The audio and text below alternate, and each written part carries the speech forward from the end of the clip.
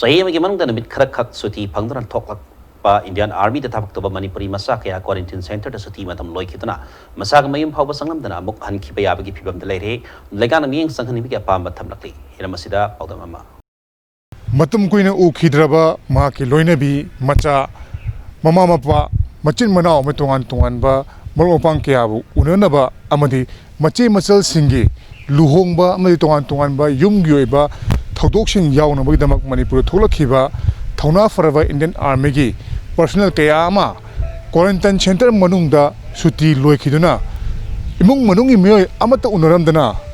mahaki makoi gi base camp da amuk hankhiba yabagi fibamda leiri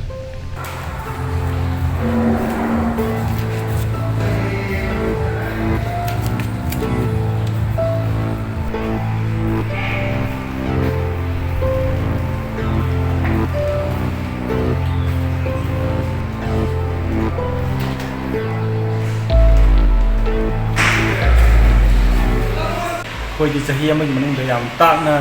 सुटी से अकंगना था अमा थुसरकपने मथंग सुम पॉजिटिव ओइरगे हप्ता सुम सोंदरगे अखोय था अमाजे हेन लाइगरबी मौंग लाक्चरे अदिग मसी था अमाजे हेन खरगदि अखोयदि सिदगे दुम युम सुटीजे अमुक चंगि मौंग लाइरे चाही चुप थबक तरो मतुंग दा निमित खरनि खक सुटी फंगदुना थोकलकपा असिदा डिफेंस सर्विस दा लेबा तोंगान बा सिफाई कयामा आर्मी कयामा CRPF कयामा हौजिक Manipur ki tongan ba quarantine center singda leiri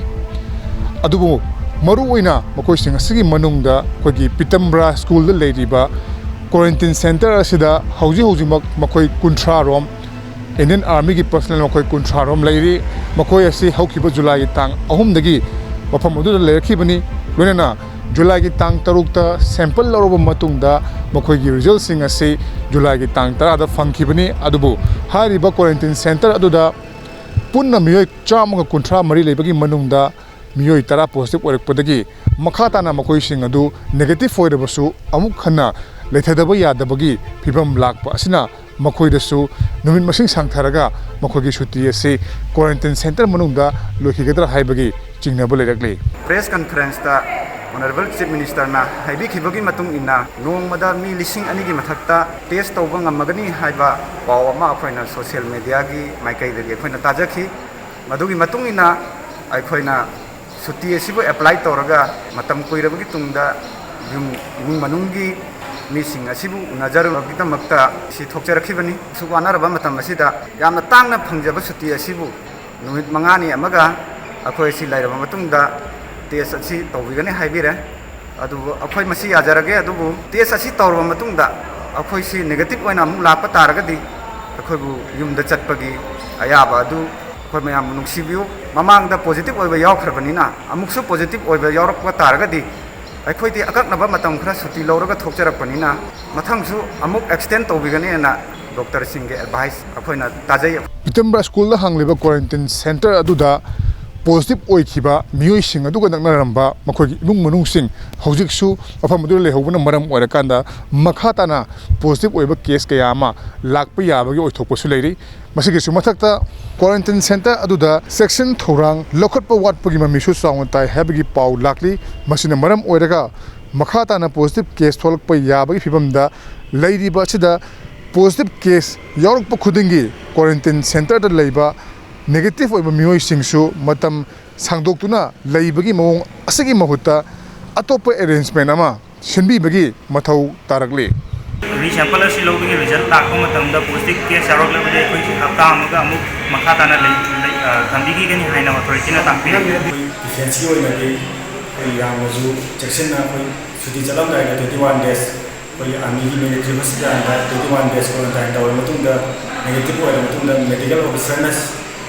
certificate sound tung da koi gi yakon hawa koi si army ki gari da thindi rakone to koi flight to na koi sila 14 days taw ba to koi taw jara 14 days ki mathang sum taw ga dia koi gi thama hen na lai ga daw thama hen na lai ga di koi gi tham ham da report ka la taw ga no kun da report taw ga koi to la ka ni koi la ga di sida koi state government na pu sigi risk ko video le kana na pu video na koi sem sal na ga da thamjani quarantine center amada corona virus असी मथंग संदोकपगी पाउ कया लाकलिबा असिदा लेंगाकना अकन मियें चंगबगी तंगाई फदब लेरि अमरोमदा नोंजू नुंजा खाइदना सही चुप्पा मथौ तौरुरगा नुमित खरनि खकी ओइना हलकलिबा तोंगान defence service सिंग थबक तौरिबा मियोइ सिंगिसु लेंगाकना अककनबा मखोइगी ओइबा थौरांग अमा सिनबिरकांदा नुमित खरनि खकी ओइबा मखोइगी सुटी असिबु मपुंग फाहन्नबा अमदि मखोइबु सुतेक तकाइदना अमुक मखोइगी बेस केमदा हनखिबा मतमदा अकाइबा थोक्तनबा हाइबदि मखोइगी बेस केमदा चटखिबा मतमदा मखोइना पिरिबा मतम अदुदगी हेनखिबा मतमदा मखोइगी सर्विसता तोंगान बा थोखनिंगदबा अमदि तहोनिंगदबा थौरांग कया लाकपा यारिबा असि कनाना मसिगी दायित्व लौगदगे हाइबगी वहांग लाकपना मरम मोरकांदा मखोइसिंगी ओइबा अककनबा थौरांग अमा थौसिल अमा यात्पीबगी तंगाई फदबदि लेरि कैमरा पर्सन एल कबिगलोना परमजरीबा आई खेतरमयुम प्रेमचंद इम्पैक्ट न्यूज़ इम्फाल।